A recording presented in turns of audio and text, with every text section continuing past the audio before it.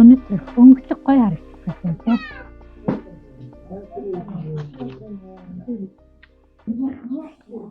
За өнөөдөр хүнсээ өчтөй болох тухай. Сүүжин 7 хоногт бид нар сэргэлтийн цуглаанаа дуусгасан тийм ээ. Тэгээд нэлээд дэвшилттэй явж байгаа байх гэж найдаад байгаа шүү. Энэ жил маш олон эдгэр чөлөөлөгдсөн байх тийм. Бие яаж давах уу, сэтгэлээгээ яаж давах уу гэдэг одоо бид нар сүнсээрээ хүчтэй болох тухай үзэж байгаа тийм ээ. За хүний сүнсний тухай ойлголтыг бид нар бүгдээрээ харсан байж байгаа тийм ээ. Хүн бол сүнс сэтгэлтэй бие дотор оршдог. Энэ бол яг гол тодорхойлж байна тийм. Тэрнээс биш бидний бие нэгдүгээрт сэтгэл нэгдүгээрт бидний сүнс нэгдүгээрт гэдэг болгохтой. За тэгээд сүнсний тухай яриаг одоо үргэлжлүүлж байна. За төлхөр ишлэл маань дуулал 51:17. Бурхан дөрвөх тахил бол эмтэрсэн сүнс юм аа. Бурхан эмтэрсэн гимшдэг зүрхийг та жигшихгүй гэж.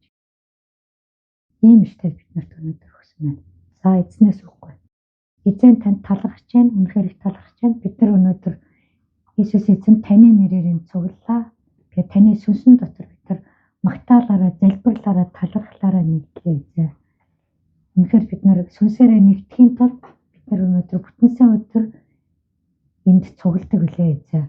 Та энэ сүнсний нэгдмэл байдал дээр бид нар бас таны сүнснээс гадна өөрсдөө сүнсийг яаж таньж мэдэж хүчрэг болох тухай та биднэрт өргөлжлүүлэн зааж өгөөрэй гэж гуйн залбирч байна эзэн. Өнөөдөр өгсөн ишлээ та өөрөө задлж биднэрт ойлгуулж өгөөрэй гэж гуйн залбирч байна эзэн. Таны өгсөн бүх зүйлийн төлөө бид нар талархаж байна эзэн.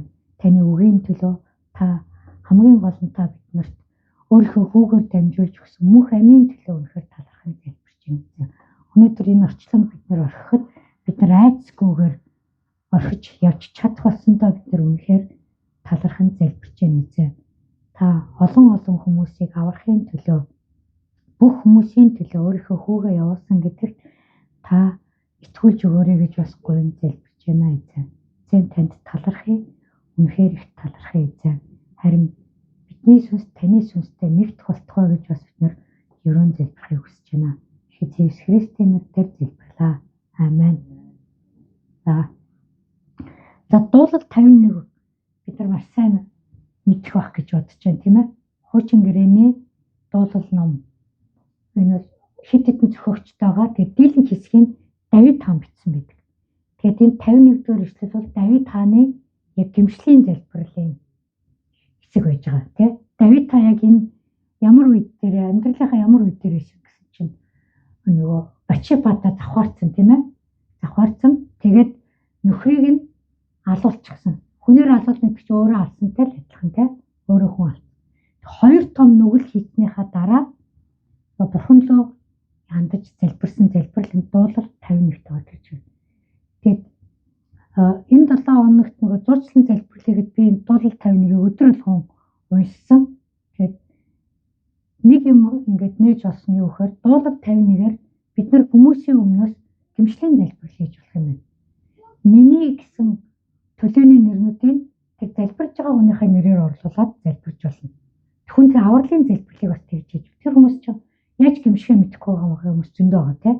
Тэгээд тэр яаж гимшихээ мэдэхгүй байгаа хүмүүсийн өмнөөс яг энэ дуулал номыг 51-р бүлгийг ашиглаж авах юм байна гэсэн ийм бурхан над нээж өгсөн байгаа шүү. Та нар хийгээд үзээрэй тийм. Бид нар одоо гэр бүлийнхаа хүмүүсийн авралын төлөө залбирдаг тийм. Сайн мэдээ өргөсөн хүмүүсийн авралын төлөө залбирж байгаа. Сүмээ орхиж авсан хүмүүсийн төлөө бид нар залбирж байгаа тийм. Тэгээд тэр хинэж нэрийг тэнд хийгээд бид нар залбирж болох юм байна гэж бурхан нээж хэлсэн байгаа шүү.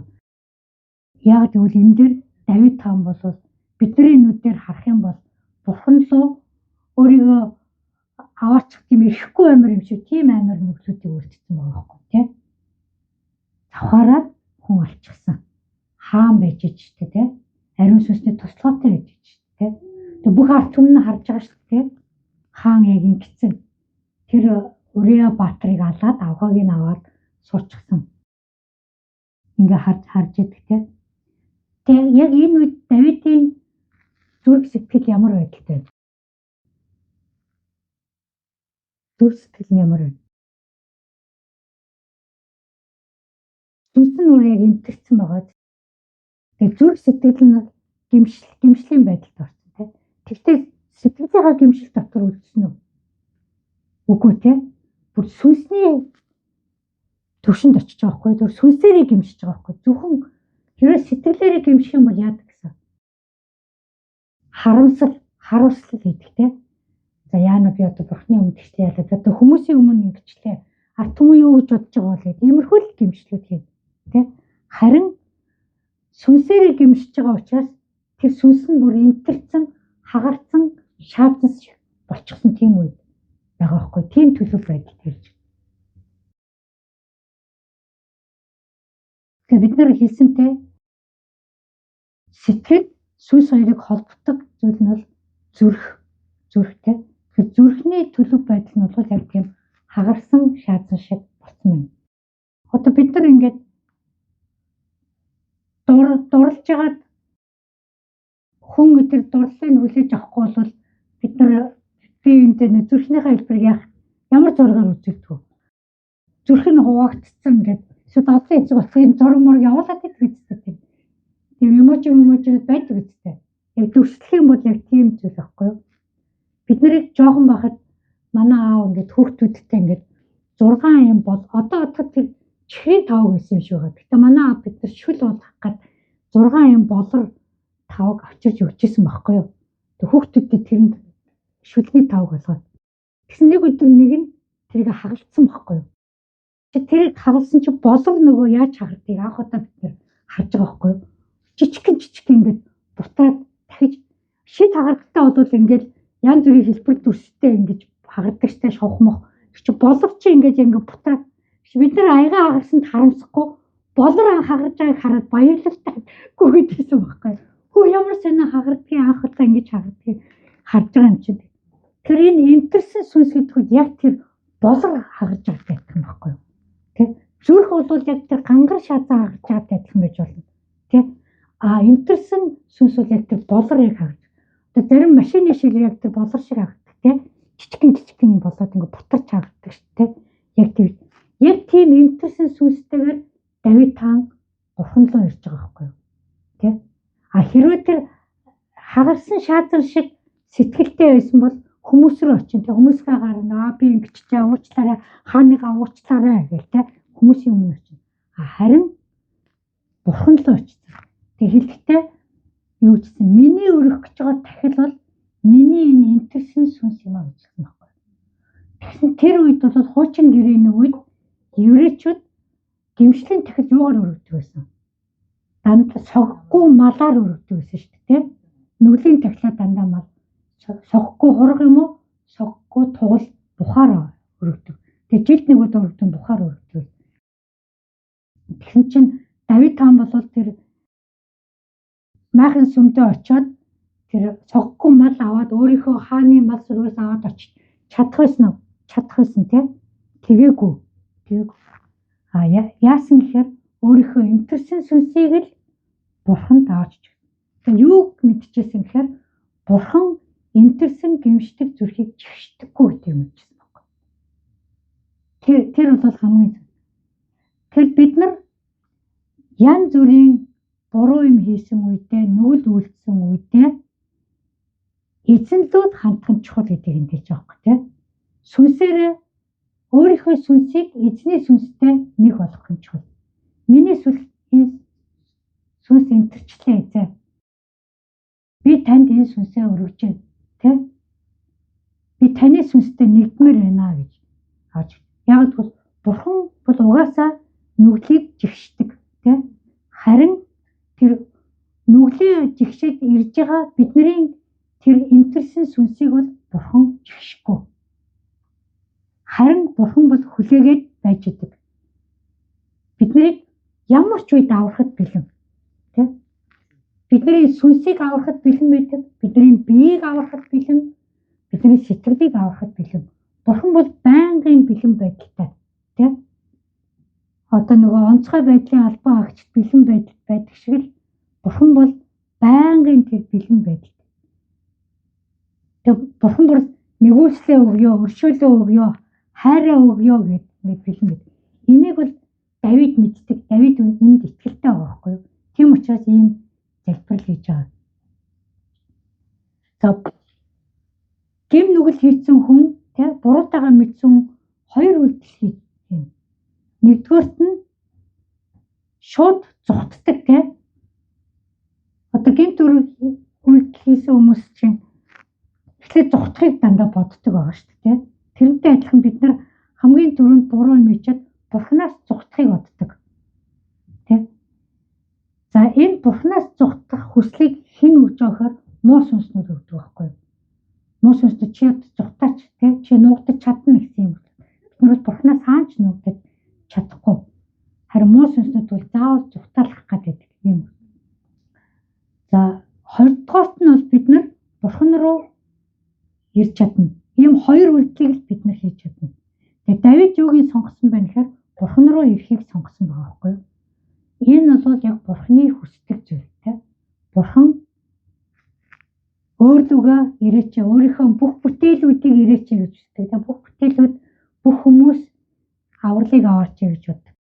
Тэгээ өөрөөс нь аврал авсан бурханы хүүхдүүдийг буруу юм хийчихэд цаашаа битгий яваач, наашаа над руу ирээч гэж бурхан боддог байгаа. За яагаад гэхээр энэ бас Давидын бичсэн зүйл аа. Дуулал 34:18 эзэн энтерсэн зүрхтэй хүнд ойрхон байдаг бөгөөд сүнсээрээ гимшигчдийг авардаг гэж тийм.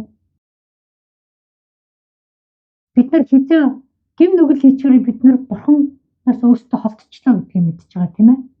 Харин бид нар яг энтерсэн зүрхтэй болох юм бол буцаад бурхан ойртчихлоо гэдгийг мэдэрдэг байхгүй юу? Тэр бол бурхан тэр сүнсээрээ гимшигчдийг аварж байгаа тэр үйлдэлээ хийж байгаа гэсэн үг тийм. Тэр дуулал 34:18 дахиад уншия. Эзэн энтерсэн зүрхтэй хүнд ойрхон байдаг бөгөөд сүнсээрээ гимшигчдийг авардаг. Давид та энийг мэддэг учраас яг тэр энтерсэн зүрхээ бурханд тагил болгон өргөж ирж. Тэгээ бурхан Давид та өөр дөрөө төвлөрөөгүй тийм. Бачибадаар төвлөрөөгүй. Тэгээ үйлцэн тэр нүглийнхаа үйлчлүүд дээр төвлөрөөгүй. Тэ өөрийгөө өрөвдөөгүй, өөрийгөө хараагаагүй. Тэ бид нар яадгүй заримдаа буруу юмроо өөрийгөө хараагаа явчихдаг, өөрийгөө өрөвдөө явчихдаг. Бусдыг буруутгаал тэ тэрнээс болоод би юм хийчлээ гэж явдаг. Ерөөсөө тэгээгүй тэ. Бачиба усанд орж ирснээс боллоо. Тийм ерөөсөө хэлээгүй тэ.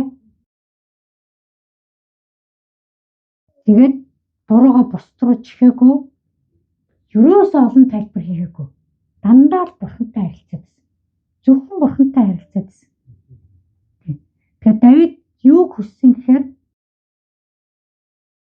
энэ нүгэл хийсэнтэй гимшээд бурхантай эвлэрхийг хүссэн байхгүй юу? Ийм хоёр зүйлийг л хийсэн. Бурханаас өршөөл өөрчлөлийг хүлээж аваад нөхөн сэргийгдхийг хүссэн.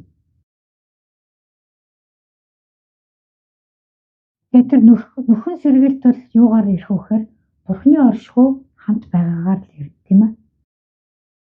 Тэгээд 51:11 эшлэлээр дуулал 51:11 дээр үз. Өөрийн оршихуйгаас намайг бүү холдуулаач. Өөрийн ариун сүнсийг надаас бүү аваач.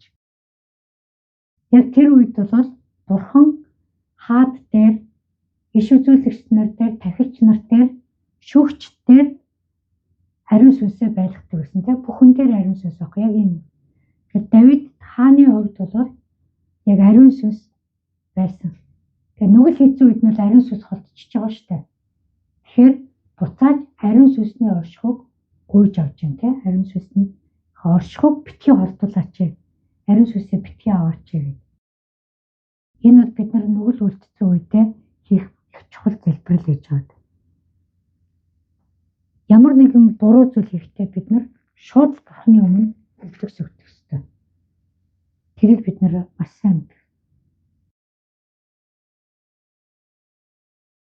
За бурхан буцаад ариун сүнснийхээ оршихуйд Давидыг оруулсан те тослогоогоо буцааж аваагүй. Хааных нь үйлчлэлийг хийлгэсэн. Олон дайн тулаанд явлтуудыг өгсөн. Гэхдээ Давид хаан нүглийнхаа үр дагаврыг өөрөө хүртсэн байдаг те. Тэр нь юу гэхээр Бачиба энэ хоёрын дундаас төрсөн хүүхэд нас ордог тийм ээ. Энэгээр тэр нүглийнхаа үр дагавар. Энэгээр бурхан өөрийгөө шудраг гэдгийг харуулж байгаа. Бурхан бол шудраг учраас хүмүүс тэр зохиол шийдэл нь байх ёстой гэдгийг харуулж байгаа тийм. Бурхан нэг талаас хайрын бурхан хайртай гээд шудраг биш болчихгүй.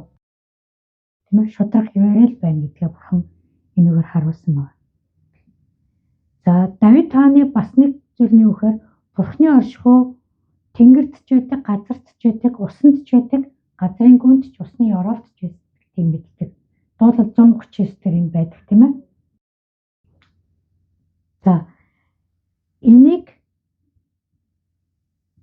бурханы оршихуй дээр байна, доор байна гэдгийг юугаар бид нар мэдэх вэ гэхээр бид нар тэнгэрт очиагүй тийм. Бид нар усны гүнд очиагүй. Газрын дор очиагүй. Юугаар мэдэх вэ? Зөвхөн сүнсээр л мэднэ. Хүн өөрийнхөө сүнсээр бурханы сүнсийг энэ газруудад мэд. Давид л яг ингэж мэдэрдэг хүн байсан байхгүй юу? Харин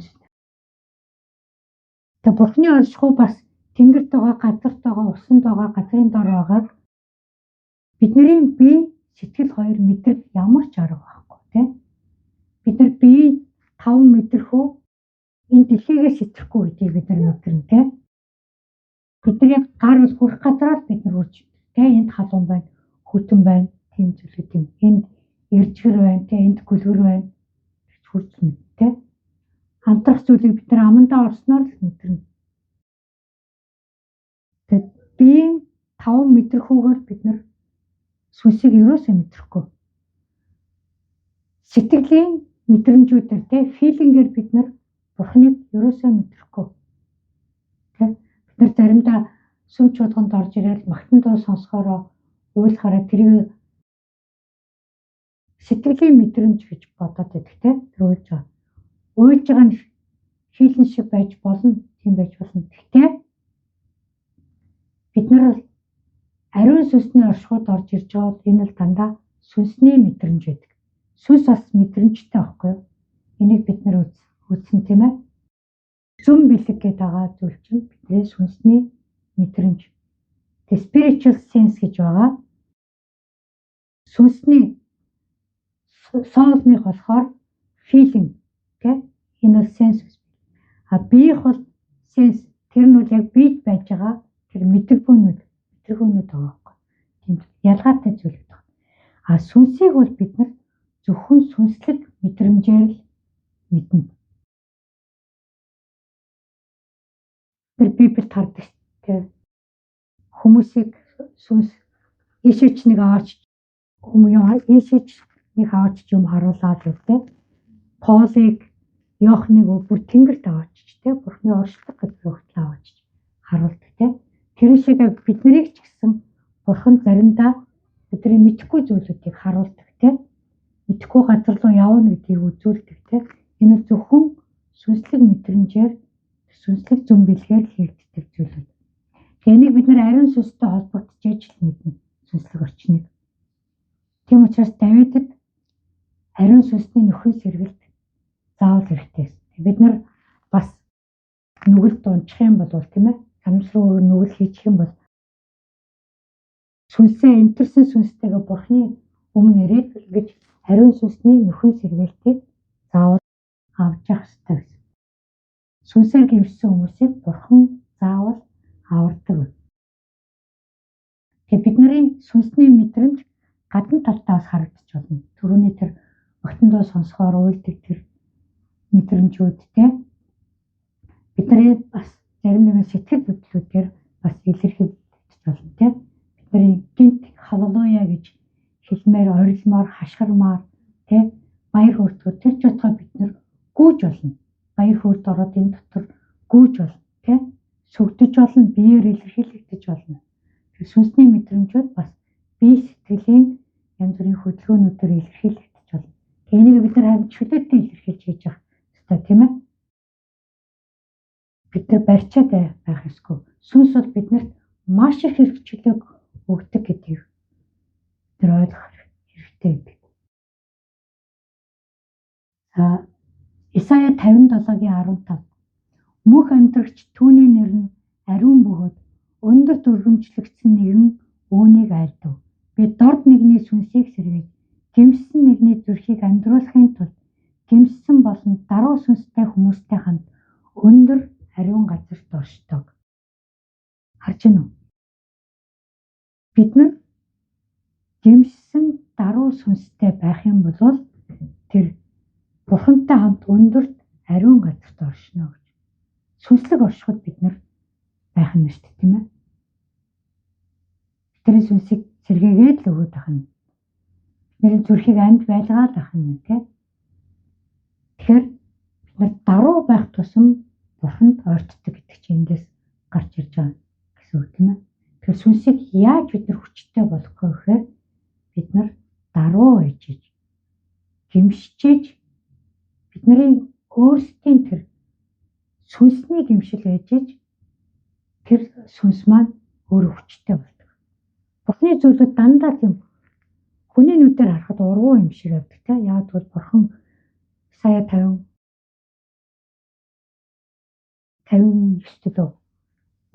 миний зам та нарын замаас өөр, миний бодол та нарынхаас өөр гэж хэлсэн байдаг тийм ээ. Тэгэхээр энийг Бурхан биднэрт хэлж өгч байна тийм ээ. Эмтэрсэн зүрх чинь надад улам ойрчилдог. Тэрүүгээр та нар надтай хамт тэр дээр өндөрт ариун газарт оршдог юм шүү гэж. Тэгэхээр түрүүчийн хичээлдэр сүнс бол яг 3 хэсэгтэй гэж хэлсэн тийм. Ухамсар, нөхөрлөл, зүм бэлэг гэх тийм 3 бас хэсгээс тогтдог гэж хэлсэн байдаг тийм. Тэгэхээр бид нар ингэж даруй байх тусмаа бидний яг энэ 3 хэсэг гуруулаа хүчтэй болж идэг байгаа тийм. За ухамсар яаж хүчтэй болох вэ гэхээр бид нар сайн муу ба буруу зүйлийг ялгаж сурна тийм. Болохоос нь өмнө ялгаж сурдаг тийм. Болцсон ойн тийм болчихно гэж ялахгүй болохоос нь өмнө ялгаж сурна тийм. Би энэ газар руу явж болохгүй тийм. Би энийг хийж болохгүй юм байна.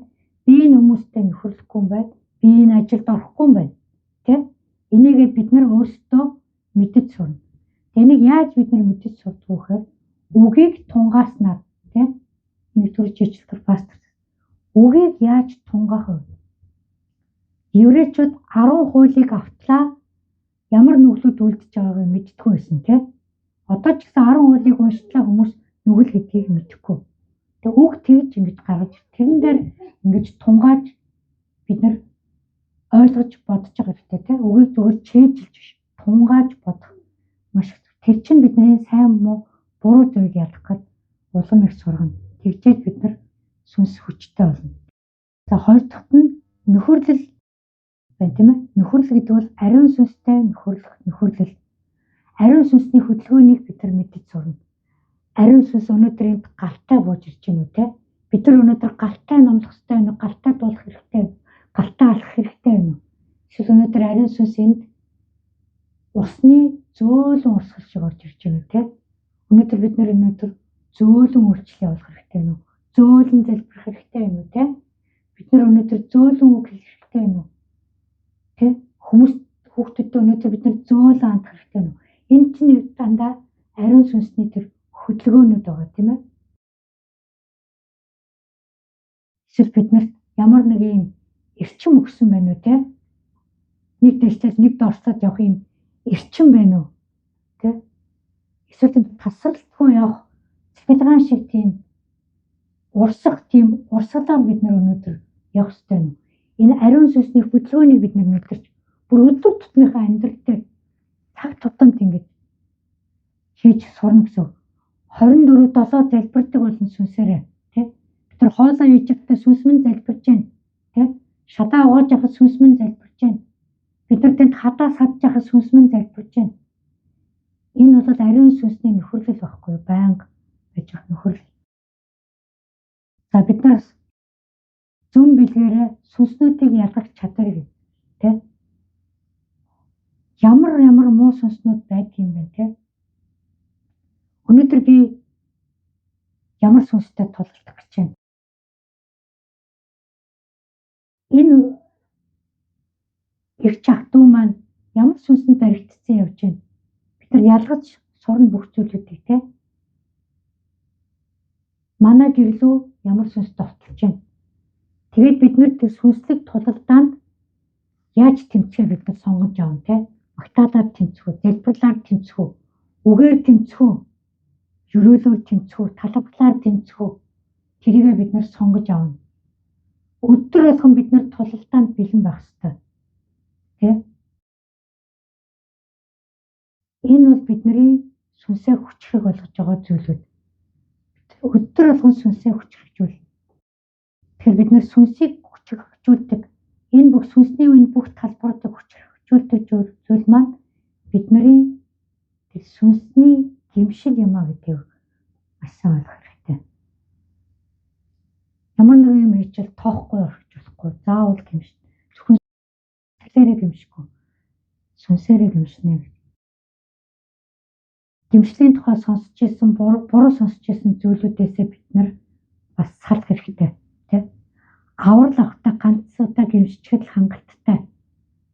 Дахиж гэмших хэрэггүй гэсэн энэ буруу ойлголтоос салах хэрэгтэй. Тэ?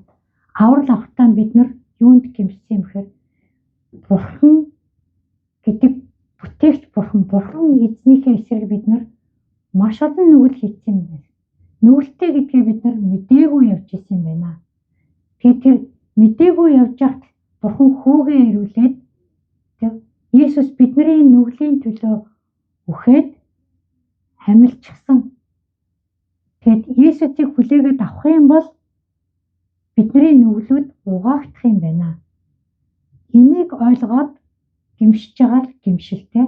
Бурханыг таниагүй төлөө, Есүсийг таниагүй төлөө, нүгэлтэй байснаа мэдээгүй төлөө ийм хийсэн ийм л гэмшил. Харин одоо бид нар итгэл чөлөөлт хийхэд бид нар олон гэмшил хийсэн санаж байгаа үстэй. Ялангуяа тэр сүнсээр буруу явж байхын төлөө маш олон гэмшлүүдийг заавал тавьчих хэрэгтэй тийм. Буруу бурхтыг шүтжсэний төлөө, мэрэг төлөв хийжсэний төлөө, хүүхдүүдээ буруу бурхан руу авч чийсэн, хүүхдүүдээ буруу бурхтад өргөжсэний төлөө, янз бүрийн нууц бүлгэм гэсэн сатанизмуудыг дэлгэрүүлжсэнийхаа төлөө, тэ? Хараалыг хүлээж аваад энэ хараалын хийж байгаа зүйлүүдийг миний юм гэд бодоод явж яснийхаа төлөө бид нар ийм гэмшлүүдийг хийж залбирдаг тийм. Энүүгээр бид нар итгэж чөлөөлөгдсөн байж байгаа. Тэгэхээр Есүс бүгдийг хийчихсэн учраас дахин гэмших шаардлага гэсэн энэ буруу ойлголтуудыг бид нар таслан зогсоох ёстой. Тэгээ өнөөдөр бид нар муу сүнсний нөлөөнд ороод өөрийн мэддгүй нэг буруу юм хийчихэд тэг гэмшихгүй байвал бид нар яах юм? Хэрвээ бид нар донтчихсан зүйлрүүдээ буцаад очсон байх юм бол тэг гэмшихгүй байх юм уу? Бодоод үзтээ тийм. Өөртөө энэ нүгэл гэж ойлгоогүй явсан тийм буруу зуршилтай байснаа бид нар өнөөдөр нээж олвол яах вэ? Гэмшихгүй юу? Тэг бодоод үзтээ. За бид нар бол итгэл чөлөөлт хийж эхэлснээс хойш гэмшил маш чухал гэдгийг бид нар ойлгоцсон байх гэж бодож байна тийм ээ. Зөвхөн авралт чухал биш. Харин итгэл чөлөөлтөнд итгэлийн амьдралаар тууштай явхад гэмшил бол тун чухал. Бид нар гэмшихтэй тухайн үйлдэл дээрээ гэмшинэ тийм. Тухайн үйлдэл дээр буруутай зүйлүүд дээрээ гэмшинэ. Бурхны өмнө буруу зүйлийг хийсэндээ гэмшнэ л гэсэн үг тийм. Тэр сүнсээ ингээд бутлаад яг авчирч гэмшнэ гэсэн үг. За 2 дугаар Коринт 7:10 дээр Бурхны хүслийн дагуух гашуудлал нь үл харамсах гэмшлийг бий болгон авралт хүргэдэг аж. Харин ертөнцийн гашуудлал нь үхлийг бий болгодог. За энийг бид нар бас өмнөх номлууд дээр Юдас Петр хоёрын жишээгээр маш ярьж тээ. Юдас ертөнцийн харамслаар гэмшсэн учраас Бурхан руу буцаж ирж чаддгүй өөрийгөө боомлоод өгчдөг. Харин Петр бол яг Бурханы өмнө ирж Бурханы хүслийн дагуу гэмшсэн учраас дараа нь сайн мэдээний үйлсд агуугаар зүтгэж замаа сайн дуусгасан юм илч болсон гэж бид үзсэн байна. Тэгэхээр бид нар бол Петрийн гэмшсэн тэр гэмшлэр гэмших хэрэгтэй гэсэн. Бурхан бол бид нарыг гэмшээд ирэхийг л хүлээж идэг. Яг нөгөө төөрсөн хүүгийн аав тэр нөгөө аавынхаа хөрөнгийг үрээд тэнд завхаараад боол болчоод буцаад гинт эцгээ санаад буцаж ирэхэд аав нь яаж исэн? Гэрийнхаа гадаа бүр харуултаад сууж идэг бүр адгаад илгээд гараа алдлаад хүүгээ тэрвэх гээд хүлээгээд зогсож идэг. Бурхан бол яг тийм төрхтэй бид нарыг хүлээж байгаа гэж бод. Шууд л эзэн рүү хэнийгч бурдахгүй, олон тайлбар өгөхгүй, шууд л эзэн рүү. Бид нар хизээ аврагдсан хамаагүй. Хичнээн удаа олон жил сүмж явж байгаа нь хамаагүй. Ерөөсөө л Бурхан руу очих хэрэгтэй. Аав тэнд бид нарыг тэрвэх гээд зогсож байгаа. Энийг сайн ойлгох хэрэгтэй гэдэг. Иол номны 2 дугаар бүлгийн 12-аас 13-т эзэн тунхаглаж байна. Харин одоо ч гэсэн мацаг барин уйлан гашуудаж бүх зүрхээрээ над руу эргэхдээ та нар хувцаа биш харин зүрх сэтгэлээ тастан эргэхдээ одоо өөрсдийн Бурхан эзэн рүү эргэхдээ учир нь тэр бол нэгүүлсэнгүй өөрөвч уурлагтаа удаан хайр инэрлэр бэлхэм бузар муудаж зөөлөн ханддаг билээ гэж.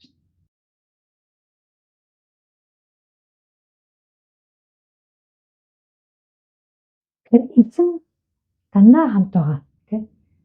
Бид нарыг нүгэл хийж явахдаа ч хамт байсан. Бид нарыг хүмүүс дээрлэж явахдаа бид нарын хажууд байсан тийм. Бид нарыг аврагдаж явахдаа ч хажууд одоо ч хамт хаан ч хамт. Бид нарыг итгэвч биш байхдаа ч хамт тийм.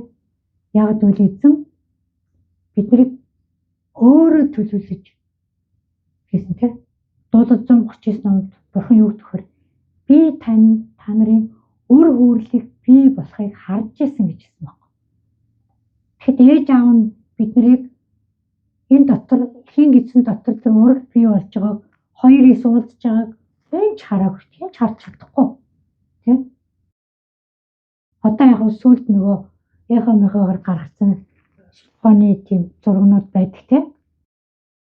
Тэхийн харж мэдж чадахгүй Бурхан бүгдийг нь харж ирсэн гэж. Бурхан газар сайгүй ууршдаг, хаа сайгүй байж идэг тийм. Харин бид нар өөрсдөө Бурханыг мэддэггүйгээсээ болоод байгаагийн орчоог нь мэддэг. Тэгэхээр тийм учраас Бурхан өгөө өгөөд би байгаа шүү тийм над руу ирээрээ. Та нар зөвхөн шашинлаг үйлдэлүүд хийгээд байх шаардлага байхгүй. Энэ үеийн еврейчүүд яасан яадаг байсаар Бурхан руу ирж байгаа гэж тааран хувцс өмсөөл тийм үнсэн дээр хөрөөгөөл нүрээ улам юу яагаад нөгөө хоолунд идээгүй гэдгээ харуулахын тулд нүрээ улам цайлгаал гудамжинд хашгираал Бурхан руу очиж байгаа харуулах гэдэг. Тэгэхээр Бурхан юу гэж та нар хувцаа битгий ураа харин зүрх сэтгэлээ тастаж хэрэгтэй.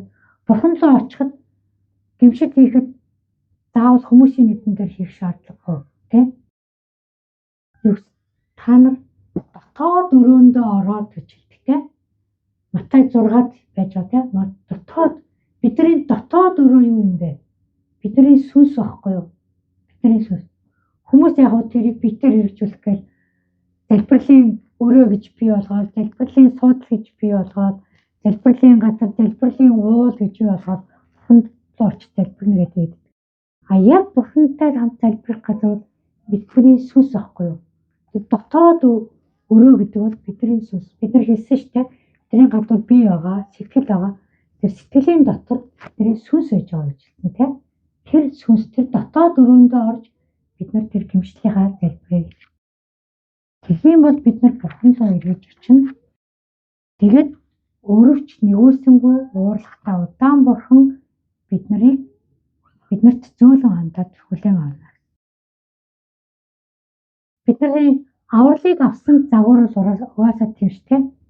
Бид нар итгэгч болохоос өмнө маш хатуу зүрх сэтгэлтэй явж исэн тийм ээ. Маш хатуу байсан шүү дээ. Тэгээд бүтээгч бурхнаа танингууд бид нар зөөлөрсөн тийм тэрийн зүрх зөөлөрсөн. Тэгээд гим хийснээ мэдээд гимшингүүд бид нар Иесус орж ирэх зай биднэрт бий болж байгаа юм. Иесусыг хүлээж авангууд ариун сүнс орж ирж бидний өхмөл байсан сүнс маань яаж амьд болж байгаа тийм сүнс амьд болж бид нар сэргээд энийг бид нар дахин төрнө. Тийм учраас Иохан Баптист, Иесус, Петр гурвуулангийнх нь анхны номдол юу гэжсэн? Гимшицгээ. Ерөөсө дандаа ингэж номж тийм. Гимшил бол маш чухал зүйл.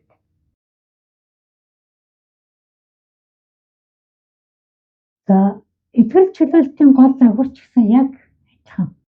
Бид нар дотоод өрөөндөө орж гимшиж Бурхны оршихуйд орно. Тэгээ сүнсний энэ гимшилт нь бол бидний сүнсний нэг хэсэг болох ухамсараар хийгддэг. Яг ухамсараар хийгддэг байхгүй юу? Тэгээ ухамсар бол юу нь сайн, юу муу гэж ялгаж байна. Сайн нь бол бурхан байж байгаа тийм ээ. Тэр сайн руу ханд явж байгаа тэр гол шийдэл байгаа байхгүй юу?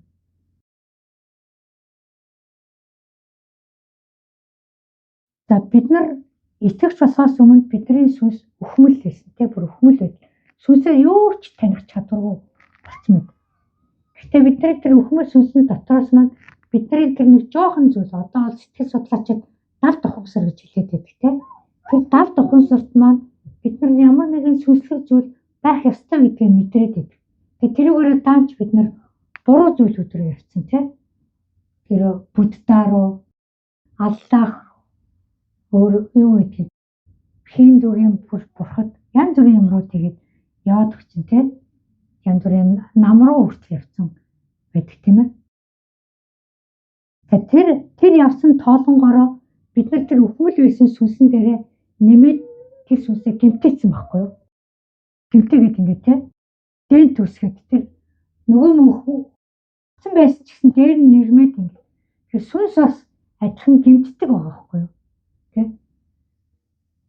Биеийн гэмтгийг бид нар юугаар хардаг вэ гэхээр бидний өвчин тэр зовлонгуудаар харж байгаа шүү дээ. Сэтгэлийн гэмтэл бас бидний сэтгэлийн шатнуудаар харж байгаа тийм. Шаналлуудаар сэтгэлийн шанал зовлонгуудаар харж байгаа тийм. Сүнсний гэмтлийг бид нар юугаар хардаг вэ? Бидний ажил дээр амьдраад ажиллаад байгаа тэр муу сүнсний нөлөөгөөр хардаг байхгүй юу? Муу сүнс бидний амьдрал дээр яаж ажиллаад байна тийм. Тэр бидний санхуг нураагаад байна тийм. Энэ бол бидний сэтгэлийн гэмтэлтэнд явж байгаа тийм. Зарим өвчин ялангуяа удан дамжиж ирсэн тэр өвчнүүд сүнсний гэмтэлтэй холбоотой тийм. Тэр муу сүнснүүдтэй холбоотой биднийг мэддэг болсон байна гэж. Зарим тэр бодлууд бол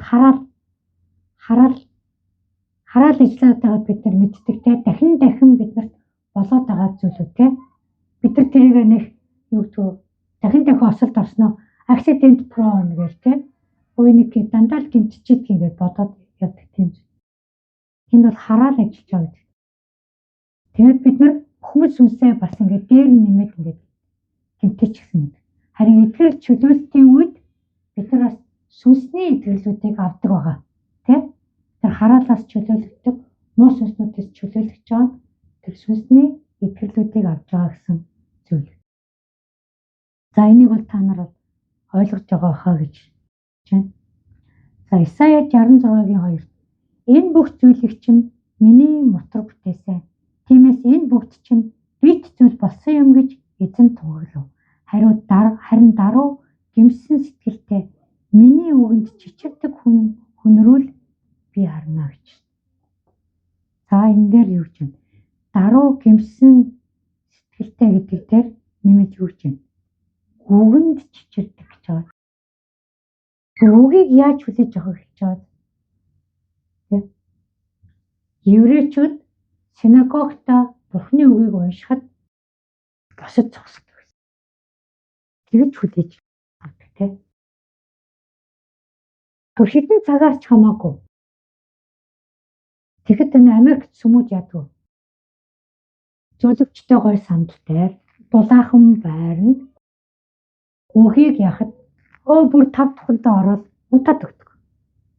Тэг бие нь унтчихдаг, сүнс нь унтчих, сэтгэл нь унтчих.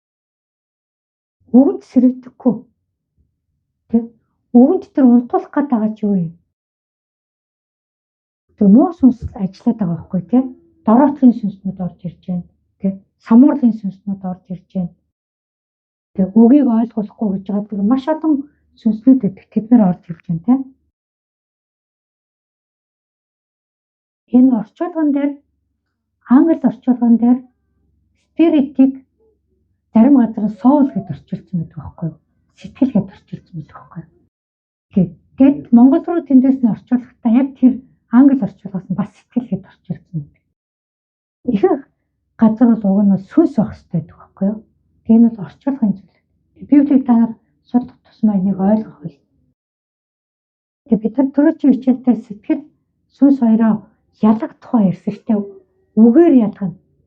Тэ юу Еврей 4:12 сэтгэл хийгээд сүнсийг дунд чөмгний чөмг хийгээд ясыг нэгний бодлоо тэр сүнсний сэдэм бод хийгээд санаг тэр үг салгаж өгдөг гэсэн шүү дээ. Тэгэхээр та нар үгийг уншаад байх юм бол тэнд яг сүнс сэтгэл хоёрыг нэг салахыг харж ойлгодог болно гэсэн. Тэгэхээр үгэнд чичирнэ гэдэг бол тэр үгэн дээр маш сайн бясалгал хийж уншихыг хэлж байгаа маа тийм. Тэгээ яг үг гэж ойлгож хэлж байгаа. Тэгээ үгийг өгөөд байхад ойлгодоггүй, гэмшиж чаддаггүй тийм хүмүүс байдаг байна. За Библиэлд нэг тод жишээ хэлээд байна.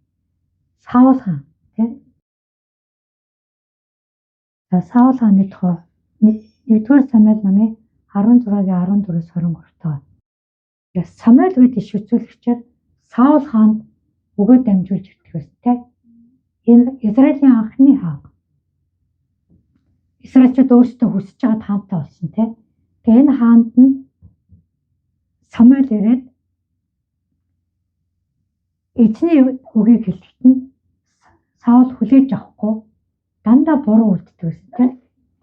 Тэгээ энэ өмнө юу гэсэн бол Амалекчууд руу дайрч довтлоод нэг чимийн битгий олзуулж аваарай гэсэн тийм. Бүх юмыг устгаарай гэж хэлсэн чинь нөгөө хамгийн сайн шилмэл малуудыг авсан гэдэг. Тэгээ дараа нь яагаад тэгж байгаа гэж асуухад би танд өргөл өрөх гэсэн юм аа гэж тайлбар хэлээд байдаг байхгүй юу. Энэ мэтчлэнгээр Саул олон удаа эзний үгийг эсэргүүцсэн байдаг. Тэгээ Самуэлийн өмнөр орж дахил өргөх ч юм уу янз бүрийн буруу үйлдэлүүд хийсэн байдаг тийм. Тэгээ Саул бол гэмшиж чаддгүй юм байсан. За энийг энд харуулна. 1-р Самуэль 16-14-с 23. Эзний сүнс Саулаас салсан бөгөөд эзнээс ирсэн муу сүнс түүнийг айлган сүрдүүлв. Саулын түшмэд түүнд харагтун Бурханаас ирсэн муу сүнс таныг айлган сүрдүүлж байна. Эзэнт минь өөрийнхөө өмнө байгаа зарц нартаа тушаагдав. Босоо ятаг чадварлаг тоглодог хүнийг зарцнараараа ирж хайлгуулгатун. Бурханаас ирсэн муу сүнс тань дээр байхад тэрээр ятгаа өөрийн гараар тоглол та тайвшрах хэмээн өгүүлв. Саул зарцтаа надад чадварлаг тоглодог хүнийг олж над руу авчиртун хэмэв. Тэгтэд нэг залуу зарцна. Харагтун би Бэтлехемийн Есийн хөвгүүнийг харсан. Тэрээр чадварлаг хөгжимчин эр зоригт дайчин үгэнд ухаалаг сайхан залуу байлаа. Эзэн түүнтэй хамт байгаа хэмээн хариулв. Саул Есид элч нарыг илгээж өөрийн хөвгөө хончин Давидыг над руу явуулахтун хэмээн хэлвэлв. Еси нэг элжиг авч нэг талах, нэг тулам усан үзмийн дарс, нэг ишгийг очин өөрийн хүүд Давидаар тэтгээрийг Саул руу илгээв. Давид Саул дээр иж түүнд үйлчлэв. Саул түүнийг ихэд хайрлан Давид Саулын зэвсэг баригч болов. Саул Иисэд хүн явуулж Давид одоо миний өмнө зогсог. Учир нь тэр миний таалалд нийцв хэмээн хэлүүлв. Бурханаас муу сүнс Саулд ирэх болгонд Давид босгоо ятгах авч өөрийн гараар тоглоход Саулд хүчтэнхээ эргэн ирж тайвшран муу сүнс түүнээс ангижирдаг байгаа гэж. За энэ дээр муу сүнсийг бодиттой ажилтдаг тухай харагдаж байна. Эзний сүнс Саулаас салсан. Ариун сүнс Саул. Уг нь бол хаадын дээр тусгаад байд. Тэгээд Саул муу юм хийсэн учраас Бурхан шууд хэлсэн. Би чамаас тусгаагаа авлаа гэж шууд хэлсэн байхгүй. Тэгээд эзний сүнс салангууд Саул руу олон муу сүнснүүд дайраад ороод ирсэн байхгүй. Тэгээ энийг эзнээс ирсэн муу сүнс гэж хэлж байна энэ дээр. Хүмүүс Бурхан муу сүнс явуулсан гэж боддог. Энэ бол тийм биш. Угаасаа эзний хамгаалалт байхгүй болчингууд муу сүнснүүд дайраад ороод ирчихэж байгаа.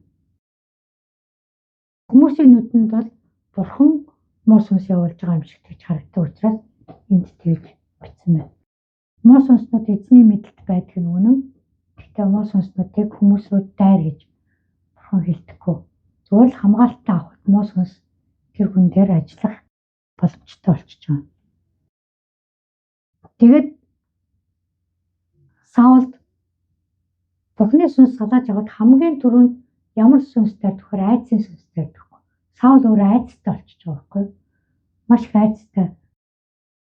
Тэгээд муу сүнс таныг айлган сүрдүүлж гэнэ гэсэн байгаа. Айдсын сүнс. Тэгээд Саул тэр янз бүрийн үйлдэлүүд гаргадаг байсан баг тий. Тэгэхэд зарцнаар нь зөвлөгөө өгч юм тий. Саул Бурхан руу хандлаа гэсэн юм ерөөсөө байхгүй гоо. Зарцнарынхаа зөвлөгөөг сонсож байгаа. Хүмүүс рүү хандж байгаа байхгүй юу? Зарцнарынхаа зөвлөгөөг сонсож байгаа. Тэгэхээр зарцнаар нь юу гэж хэлсэн гэхээр зарцнаар нь бол тэр хаан нуурлаад хашигчаад хажууд байгаа хүмүүст маш хэцүү шүү дээ.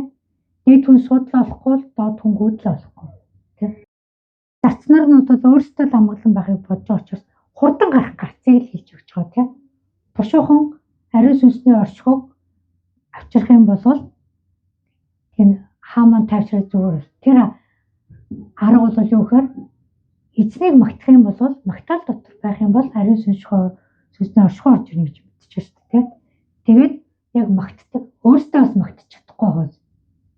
Өөртөө магтаал чадахгүй тэг чаддаг хүн нэгээд Давидыг дуудаач гэж хэлж байгаа байхгүй. Давидыг авчирч.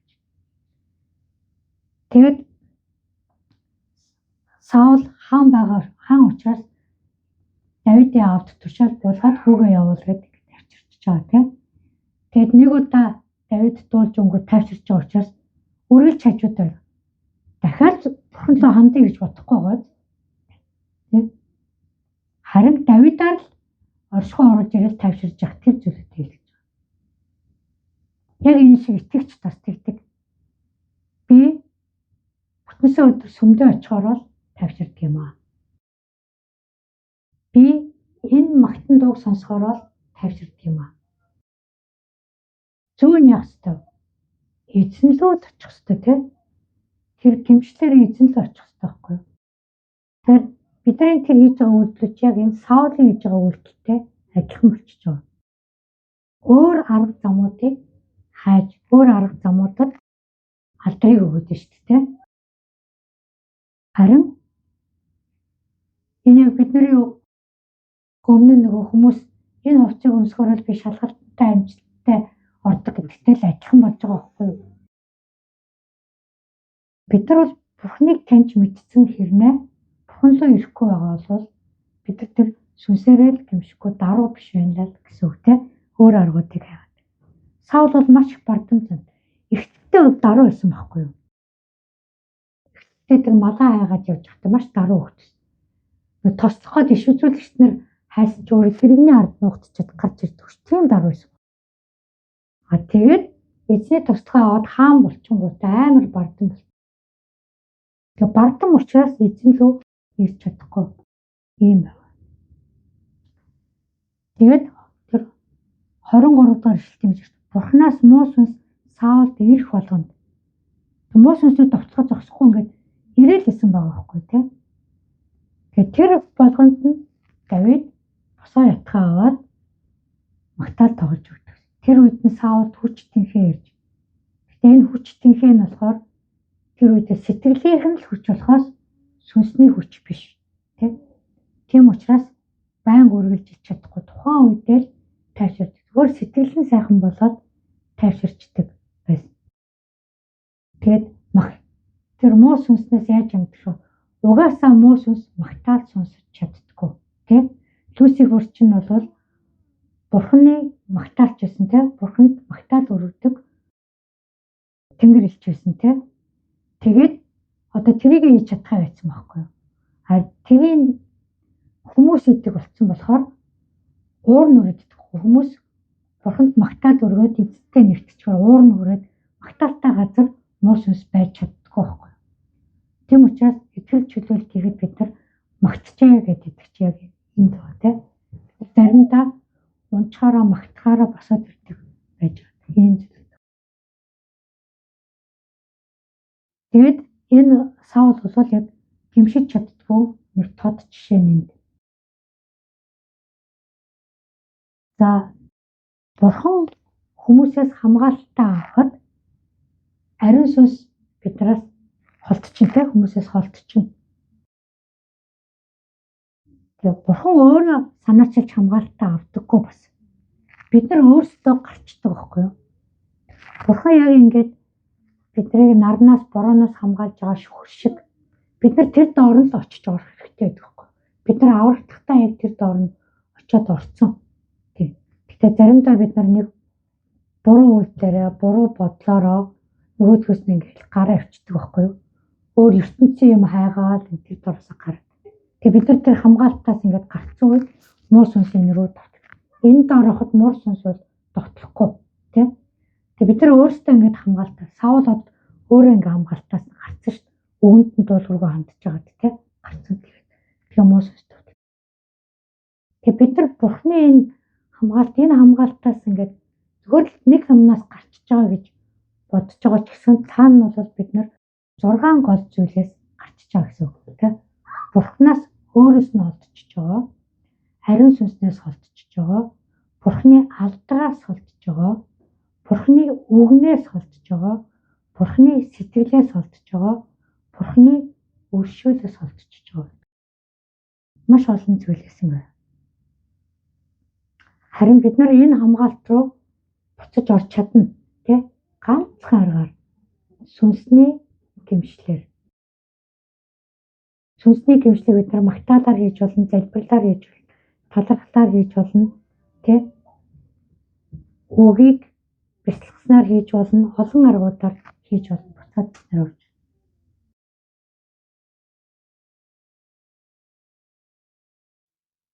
Энийг жишээ нэг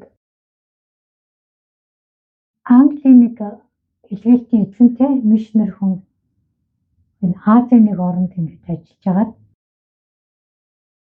энэ илгээлтийн баг дотор ажиллаж байгаа байхгүй юу? Тэгсэн чинь илгээлтийн багийнх нь тэр эмэгтэйг буруу зүйл хийсэн гэдэг ингээ буруутгасан байна тийм. Бидний ч гэсэн итгэгч нар бидрээ довтлох зүйл зүйтэй гэдэг. Тэрнтэй адилхан юм болсон байна. Тэгэхээр тэр эмэгтэй хичнээн минь би тгээгүй буруу гэж хэлээдсэн чинь тэр ойлгож хүлээж аваагүй багаараа чи ерөөсө буцхадтай гэдэг. Илгээлтийн хүмүүст илгээлтийн талбараасаа буцаж явна гэдэг маш их одоо шившиг байхгүй юу? Тийм байдалд оруулж байгаа байхгүй юу? Одоо айрамд бол юу гэдэг чинь нэр төртөө халагдах тийм honor discharge dishonor discharge гэж хоёр янзын юу гэдэг тийм эсвэл сахидаг батын шийдвэртэйгээр халагдах гэх хоёр юм байж байгаа. Илгээлтийн хүмүүс бол яг тийм дайчтай байхгүй юу? Тэгээд тэгж буцаана гэдэг тэр юмхтэй маш ч тэгээд ойлголцохгүй ерөөсөө чадаагүй. Тэгэхээр Бурхан руу хандаад залбирсан гэж байна. Тэгээ залбирахтаа ихлэ юу гэж залбирсан бол эзэн хин миний эсрэг юм игээд байгаа юм бэ? Хин ингэж байгаа юм бэ гэж залбирсан байхгүй. Тэгсэн чинь бурхан хэлэхдээ ингэж хэлсэн. Хин хийсэн чамд хамаагүй тий. Тэр энийг хийсэн хүн бас миний хүүхэд. Чи ч миний хүүхэд, чамайг буруутгах байгаа хүн ч гэсэн миний хүүхэд. Тий. Тэгэхээр чи бол одоо тэдний хэлж байгаагаар буцчихаа, хангал руугаа буцчих. Тэр яг тэр илгээлтийн багийнхаа удирдагчийнхаа үгэнд орох хэрэгтэй байхгүй юу? Тий. Тэгвэл чи буцчихаа л гэж хэлсэн мөн. Тэгээд нөгөө эмэгтэй буцаж ирсэн чинь бас нөгөө илгээлтийн төв дээр нь нөгөөдгийг чинь бас л үйлчлээ буруу хийгээд ирсэн гэ ойлголттой учраас бас л нөгөө хүмүүсийн буруутгал тэр янз бүрийн юмтай учирч байгаа байхгүй юу. Гэхдээ өөрөө ингээ бурхан дотор залбираад гимшээл ямар нэгэн буруу ойлголт төрүүлэх юмнууд хийсэн байж магадгүй л ингээд гимшээл залбираад хийжсэн. Тэгээ буцаад намайг тэр илгээлтийн талбар руу явуулж өгөөч гэж бурханаас асахгүй бол буцаад залбирсан байна. Тэгээд жилийн дараа нөгөө яг л тэр илгээлтийн хүмүүсийн дуудлага аягүй чухал. Дуудлага бол яг тэр газараа л байдаг байхгүй.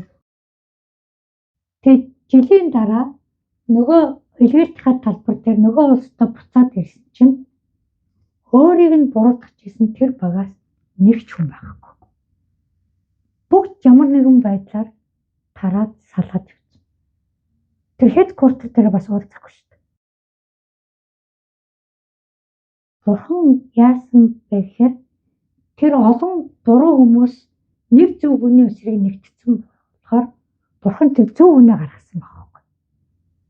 Тэндээс зөв хүнээ гаргаж зайлуулж хагаад тэр буруу хүмүүстэй ажилласан байгаа.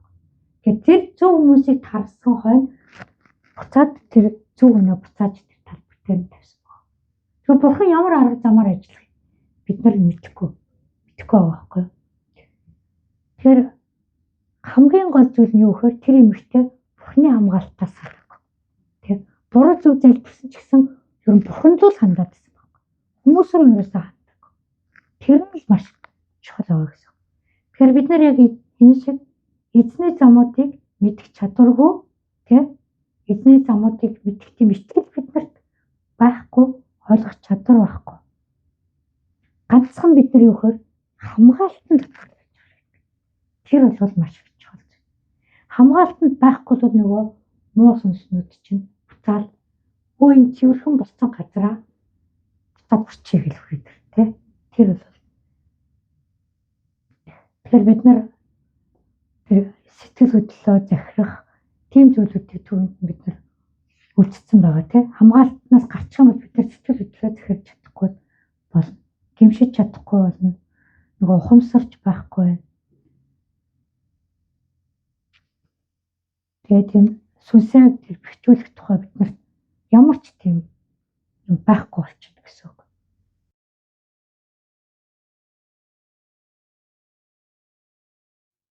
Шинэ гэрээнд бас нэг юм жишээ.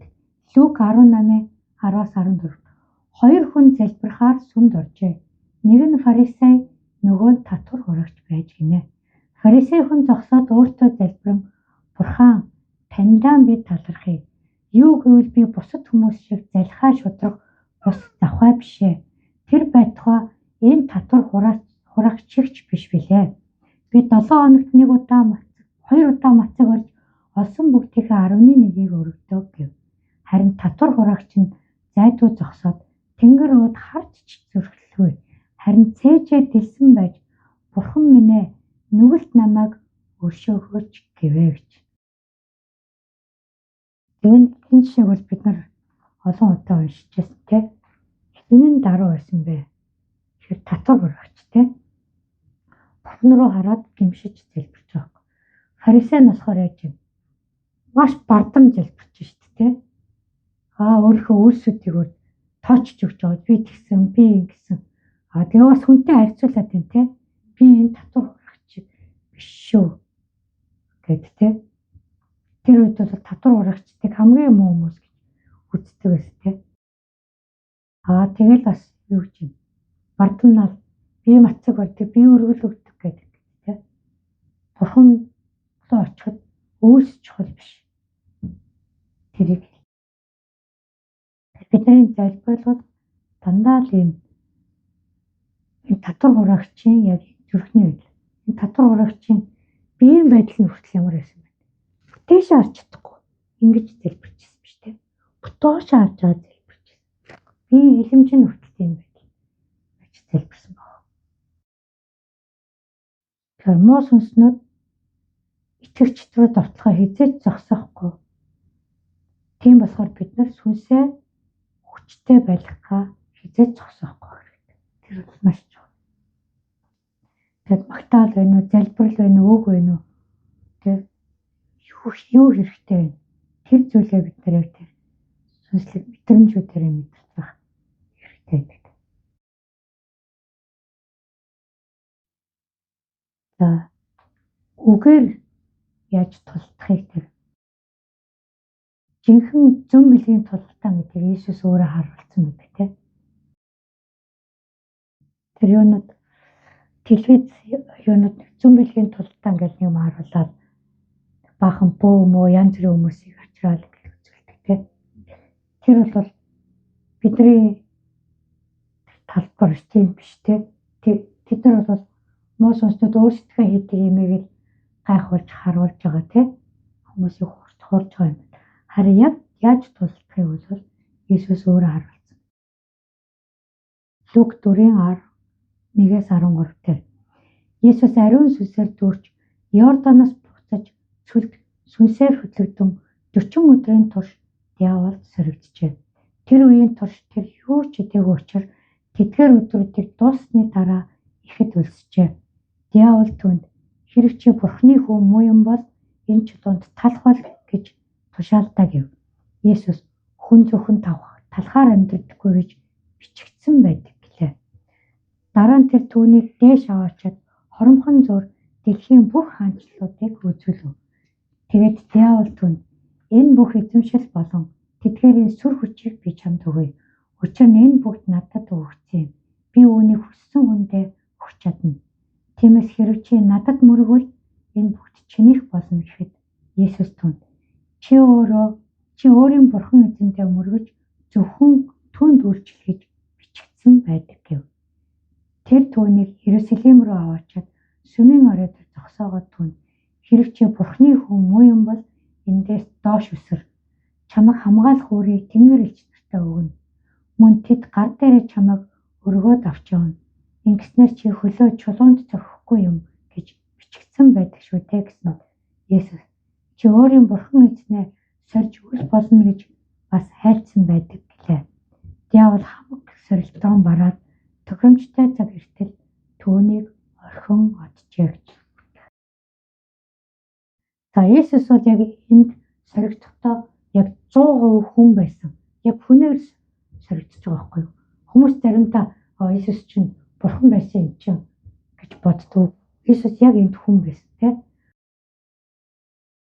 Яг энэний өмнө баптизм хүртээд үйлчлэлээ хийх ариун сүнснийхаа туслахыг аваад үйлчлэлтэд орохын өмнө 40 хоног мацаг болж залбираад би энэ маш сул болсон. Тийм үү юу аахгүй юу?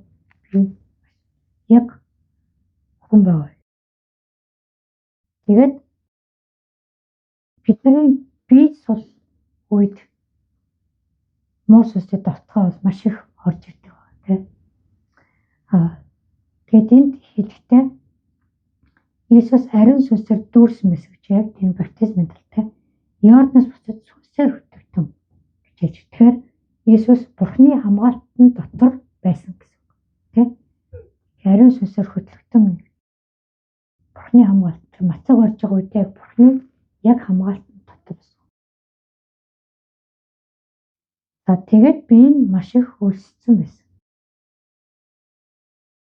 Тэгээд муу сүнс давталтаа юу гэж давталсан. Яг хүмүүсийн нүгэл хилэгдэг тэр 3 аргаараа давталж байгаа тийм. Нүдний баяр эсгэлэн, нүдэнд сайхан харагдах зүйлүүдийг харуулсан бардам зангаар довтлсон те. Чи ийм юмтай болно шүү те. Гэт те. Бас биеэр нь бид нь хөлссөн байсан учраас эд хямаар те. Бидний эрэхтэй юмар бас довтлож байгаа те. Муу сүнстэй бид нар довтлож ирэхтэй дандаа нүдний хүсэл тачаал төгсөн, биеийн хүсэл тачаал төгсөн те. Бардам занг хөдөөсөн зүйлүүд довтлдог. Яг энэ гурван довтлохоо Иесус хийж байгаа те. Тэгэхээр Иесусийн хариулж байгаа хариулт нь бол дандаа Бурхны үгээр те. Энэ ишлэгийг тайлбарлахаар олонтаа ярьж исэн. Тэгвэл энэ дээр ингэж дүгнэж хэлж байгаа те. Иесус хэлэхдээ ингэж бичигдсэн байдаг те. It is written. Ингэж бичигдсэн байдаг. Библиэд байдаг те. Энэ бол Библийн үг гэдэг те. Тэр Библийн үгийг мэдчих нь ямар их чухал нь харагдаж байгаа юм. Бидний сүнслэг тулдаанд хэрэгтэй. Библиэд ингэж бичигддэг. Тэгээ үгээр тэмцээд ахаар муу сүнс яасан. Хамаг сорилтоо бараад бичтэй. 3 аргаар гурвууланд нь үтсэн. Тэ? Иесус Библийн үгээр гурвууланд нь няцаацсан тэ. Тэгээд дахиад Иесусыг сул болсон үеийг ханах гад тохиромжтой цаг хүртэл орхиод. Тэгэхээр муу сүнс бид нарыг нэг аргаар довтлчаад орхихгүй. Бид нар сүнснээс салснаа яг мэддэг. Тэгээд дахиж ирэхгүй тул бид нар өөрсдөө хүч хэрэгчээд дахиж буцаад ирж байгаа юм бид нар бас тий дахиад бид нар хөөх хэд хөөгдөж бас салдаг сүнс байгаа тий хамаг сорилтын багтал бид нар тулдах ёстой гэсэн үг тий энэ бол маш их чухал. За энэ үг бол зүгээр нэг чэйжилчихсэн Библийн үг биш. Яг тунгаан бодоод зүрхэндээ нутаглуулчихсан Библийн үг гэж бодох хэрэгтэй шүү дээ. Бид нар яг сүнсээ тижээчихсэн Библийн үг. Тэ? Бид нар үг уншиж байгаа сүнсээ тижээж байгаа гэсэн үг дээ. Еврей 5:13-аас 14. Учир нь сүүгээр амьдрагч хүн бүр зөвхт байдлын үгэнд гаршаагүй байдаг. Яагаад гэвэл тэр хүн баячиг ажээ. Харин бор хоол нь төлөвшсөн хүмүүст зориулагддаг. Тэд дадлагжуулдаг учраас мэдрэмж нь сайн мууг ялгахад суралцжээ гэж хэлж байна, тийм ээ. За бид нар итгэгч болгонгуудаа Бурхны хүүхэд болгонгууд сүнс нь бас яг тэр хүүхэд чиг байж байгаа тийм. Тэгээ бид нар сүүн тижээлтэй хүүхэд чиг адилхан үгийг баг багаар аваад тэр сүнсээ тижээж эхэлж байгаа. Тэр үедээ бид нар зөвхт байдлын үгэнд гаршаагүй гэдэг чинь юу гэсэн юм бэ? Зөвхт байдлыг бол хүлээгээд авсан. Тэр авралыг авахад Иесусийн зөвхт байдлыг хамт хүлээгээд авчиж байгаа. Гэхдээ тэр зөвхт байдал дотор нь алхуулах гад биднэрт үгийг хэлэхэд бид тэр үгийг хүлээж авах чадваргүй байдаг юм. Тийм чадвар суулгахын тулд Бурхан үгээр байн тэрийг хичээгдэж гэж хэлсэн байж байна. Тэгээд явандаа бид нар төлөвшөөд ирэхээр бор хоолнд тий ганц ишлэлээр амьдрэх байсан бол хоёр ишлэлээр бүлгээр тий Библийн бүтэн номоор нь амьдрдаг болно гэсэн үг тий. Энийг бид нар өөрсдөө дадлагжуулна. Дадлагжуулж яаж бид нар яадаг вэ? Мэдрэмж нь сайн мууг ялгахад суралцна. Энэ сүнсэнд хүч чадал өгж байгаа нөө зөв бурууг ялгаж сурч байгаа нөө ухамсараа бид нар сайжруулж гин хүчтэй болгож гин гэсэн үг байна. Сүнсээ хоолж ижил юм. Бид нар ухамсараа хүчтэй болгоно гэж. Бурхны үгийг мэдэхгүйгээр бид нар хэрхэн зөвхт алхахыг ерөөсөө мэдэхгүй. Бидний энэ Бурхны зөвхт байдал дотор байнга барьж байхын тулд байнга алхуулж байхын тулд бид нарыг хариуцдаг байхгүй юу? Энэ хариуцлагыг бид нар эдгэрийг чөлөөлт гэж хэлээд байгаа шүү дээ. Хариуцлага. Тэгэхээр түрүүн бид нар хэлсэн бие сэтгэл сүнс гурууланд нь мэдрэмж байгаа тий. Бид нар биеэрээ зүвт явах гад чадаагүй, сэтгэлээрээ зүвт байх гад чадаагүй. Харин одоо бид нар сүнсээрээ ингэж зүвт байх юм бол тэр буцаагаад тэр сүнснийхаа зүвт байдлаар сэтгэлээ захираад, сэтгэл нь биеэ захираад яг жинхэнэ зүвт байдалд орж чадах юм аа. Энэ зүйлийг л бид нар хийх гээд байна. Тэгээд энэ шинэ гэрээний үед бид нар өөрөө өөрсдөө дахил болгож өргөж байгаа тийм. Өөрөө өөрсдөө дахил болгож өргөнө гэдэг бол бид нар тэр өөрийнхөө биеийг, сүнсийг, сэтгэлийг бүгдийг хамт ингэ бурханд өргөж байгаа гэсэн үг байхгүй юу? Та нар санаж авал Ром 12-ийн 1-2 1-р сараас эхлээл биднэрт маш олон удаа яг чуулганд энэ жилийн турш ирсэн байгаа. Тэгээ нэг дахиад санджээ. Ийм дахтуу нараа өөрсдийн бие бурханд тааламжид амьд ариун дахил болгон өргөхийг бурхны өршөөлөөр та нараас хичээнгүйлэн гуяа. Энэ нь та нарын сүнслэг мөргөлмөн.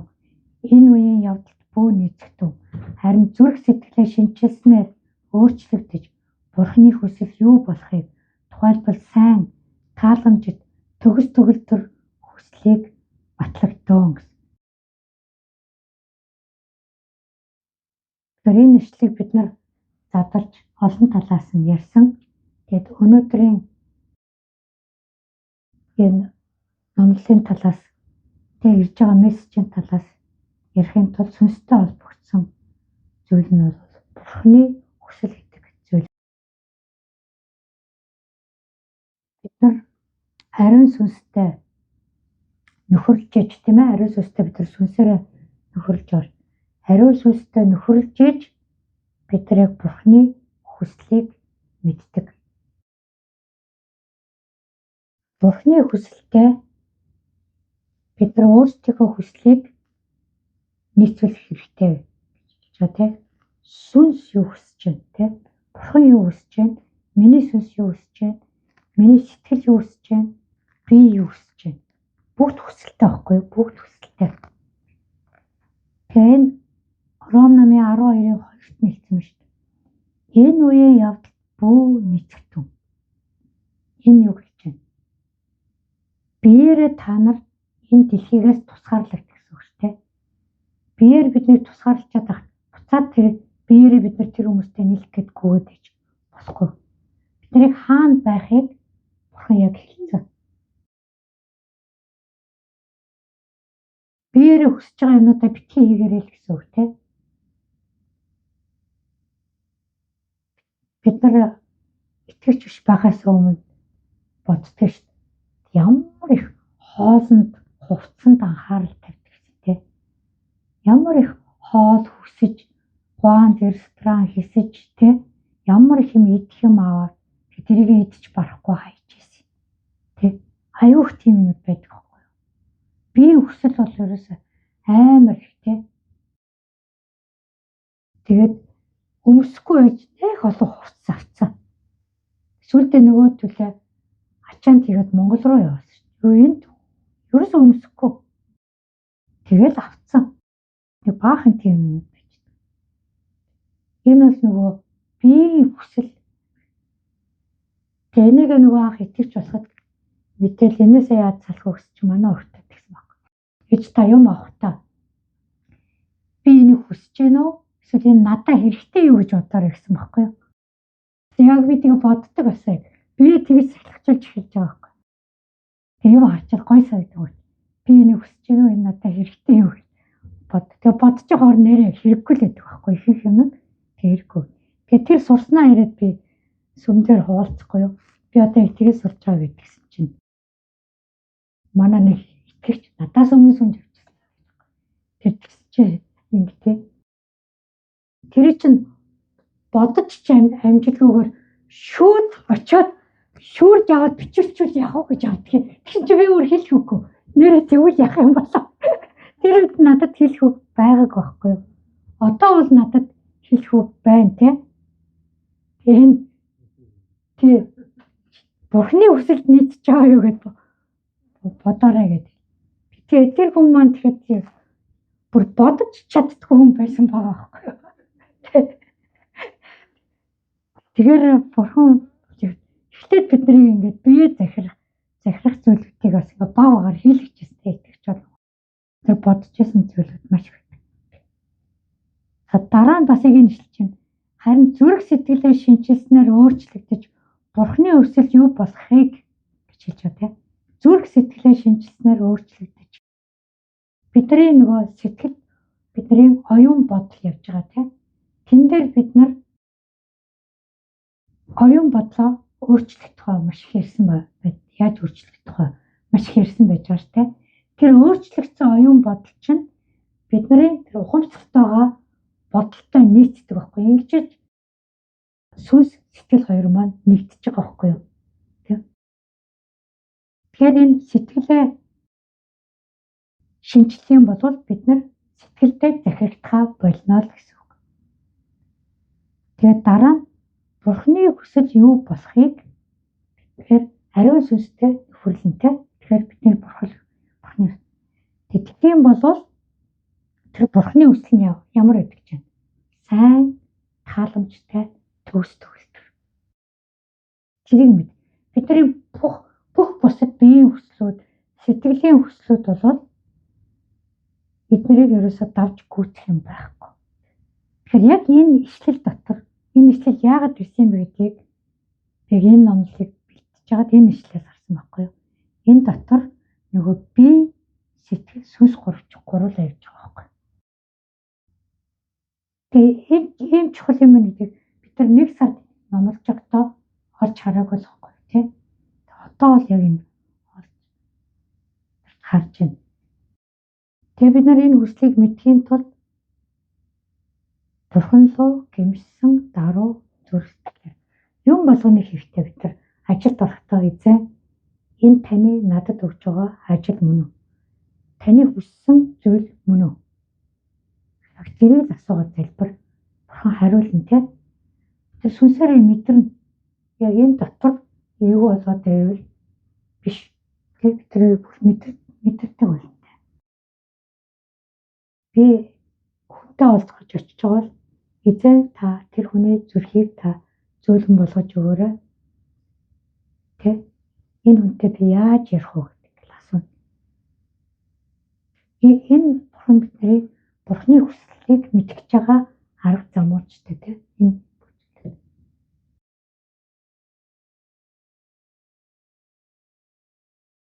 Бурхантай ойртох нь Бурхны хүслийг мэдэх гол арга зам гэж ойлгож байна. Тэгээ Бурхны хүслийг мэдээд удирдуулаад яваад хамт бидний сүнс хүчтэй байгаа гэх байна.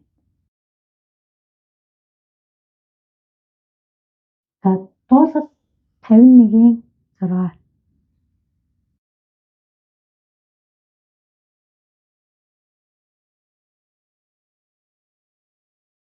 Харагтун сэтгэлийн хүнд үнэн байхыг та хүсдэг бөгөөд дотоод чандад минь та мэрэгэн ухааныг мэдүүлнэ гэж байна тийм.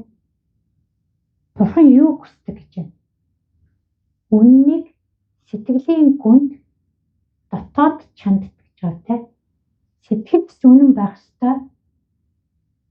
Дотоод чанд гэдэг нь сүнс. Дотоод юм. Библиэлд Монгол орчуулгын дээр дотоодын мухар гэж байж байгаа. Дотоодын чанд гэж байж байгаа. Энэ сүнсийг дандаа хэлж байгаа.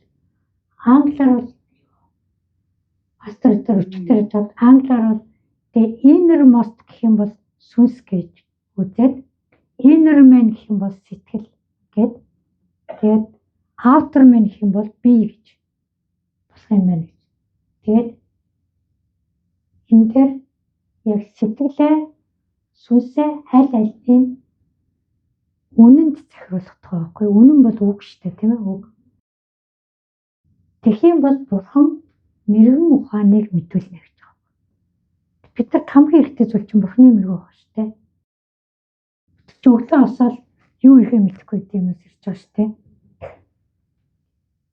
Бурхан өөрөө ингэдгийг Давид хаан мэддэг учраас ингэ хэлээд өгсөн шүү дээ.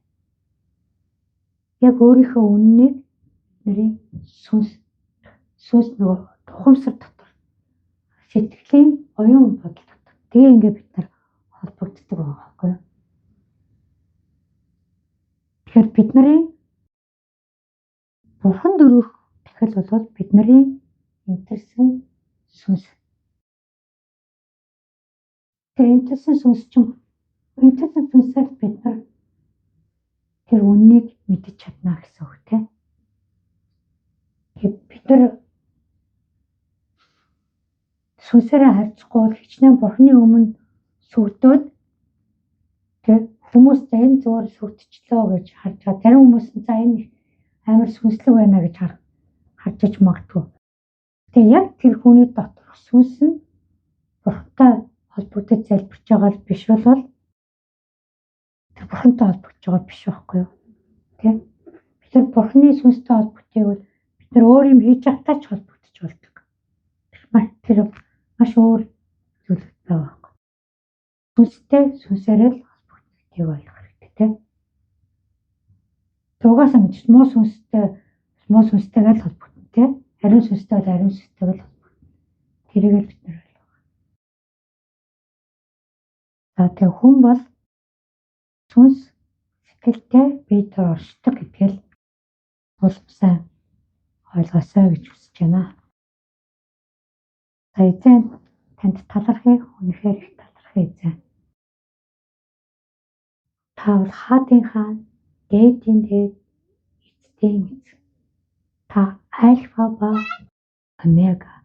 Та ихэн ба эц, эхлэл ба төгсгөл. Бид нар хаанч очисон та хамт байдаг. Бидний сүнс тантай хамт үргэлж байхыг хүсэн залбирч байна. Та биднийг ариун сүнсээр хөтлөн дагуулаарай. Бидний үргэлж таны хамгаалтын дотор байж таны хамгаалтыг, таны мэрэгэн ухааныг, үгийг ирж хайх болно. Эзэн танд талархаж байна. Үнэхээр их талархаж байна. Та өгөө өгж байгаад талархаж байна. Эзэн. Та биднийг энэ дэлхий дээр бүтээсэнд талархаж байна. Таныг мэдхгүй, таны бүтээл гэдгээ мэдхгүй явж явах хүртэл та ариун сүнсээр биднэрт төрж өөрийгөө таниулах оролдлогуудыг олон удаа хийжсэн ч талархан залбирч байна. Эзэн. Таныг мэдхгүй явсандаа бид нар дахин гэмшээ. Эзэн таны хамгаалтаас гүгэд гарч исэн тоолонгороо танд бас гэмшээ эзэн. Одоо бид нар танаас зурж байна. Эзэн. Талархъя. Үнэхээр талархъя. Бид нар өөрсдийнхөө гэр орон чулуунаа өөрсдийнхөө ах дүүг өөрсдийнхөө улс орныг бүгдийг нь таны хамгаалтанд өргөхийг хүсэж байна эзэн. Сонсох чихтэй таны үгийг сонсох болтугай. Эзэн эмтэрсэн сүнстэйнүүд таны өмнө ирэх болтугай эзэн. Тайвшрал хэрэгтэй хүмүүс тань руу хандах болтугай. Итгэл ёстой хүмүүс тань руу ирэх болтугай гэж эзэн Есүс Христийн нэрээр өрөөн залбирч байна. Аамен.